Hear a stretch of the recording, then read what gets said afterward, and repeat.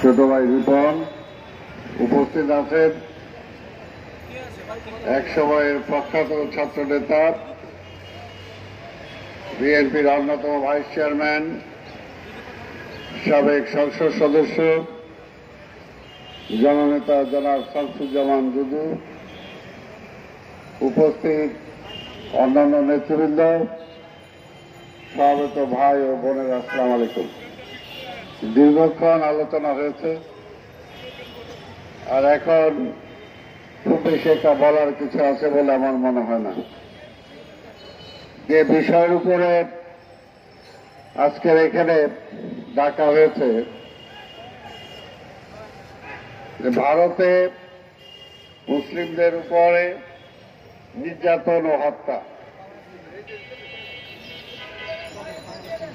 সর্বত বন্ধুগণ,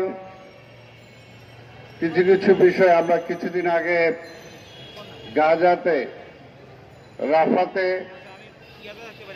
যেভাবে মানবতার ইতিহাসকে কলঙ্কিত করা হয়েছে, তার প্রতিবাদ জানানোর জন্য আমরা সবাই একত্রিত হয়েছিলাম। আমরা প্রতিবাদ জানিয়েছি, কিন্তু এটা ঠিক, বিশেষ করে এই মোদী সরকার ভারতের রাষ্ট্র ক্ষমতায় আসার পর থেকে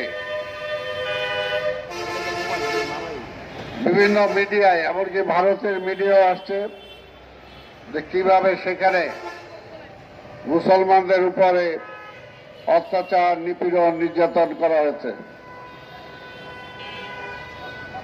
কিন্তু আমরা বাংলাদেশের মানুষ বলতে পারি যে আগে এই ধরনের ঘটনা ঘটলে রায়ট হয়ে যেত। পাকিস্তানের আমলে যদি এই ধরনের ঘটনা ঘটত তাহলে রায়ট হইত, কিন্তু বাংলাদেশে আমরা সবাই সম্পৃক্ততা বিশ্বাস করি।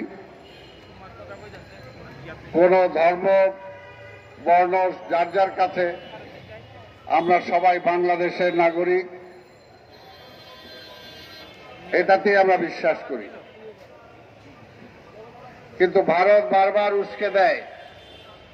আপনারা দেখেছেন যে 5ই আগস্টের পরে ভারতের বিভিন্ন মিডিয়ায়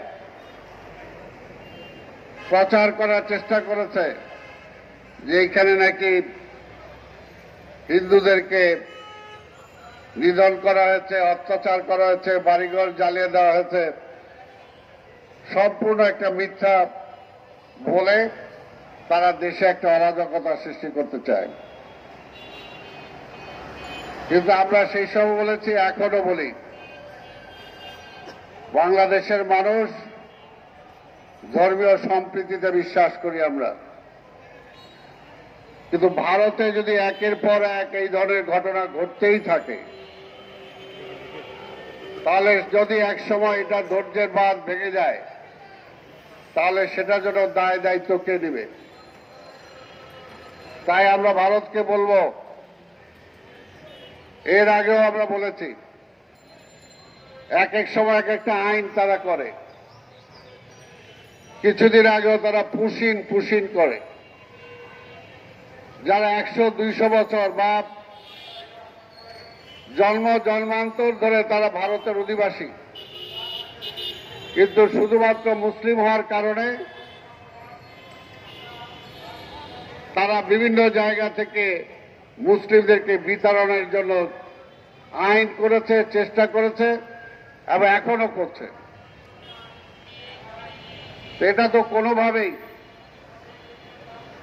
জাতিসংঘের আইন বলি, আন্তর্জাতিক আইন বলি, কোন আইনকেই তারা কিন্তু মানে না।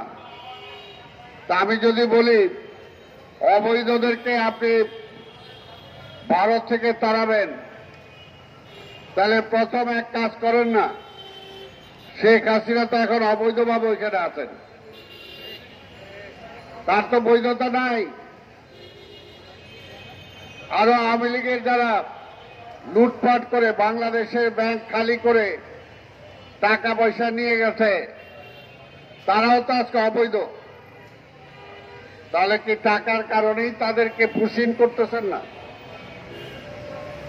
তাদেরকে একটু পুশিং করে দেন, এই দেশে পাঠিয়ে দেন। তাই আমরা বলবো, বাংলাদেশে কি স্বাধীন রাষ্ট্র?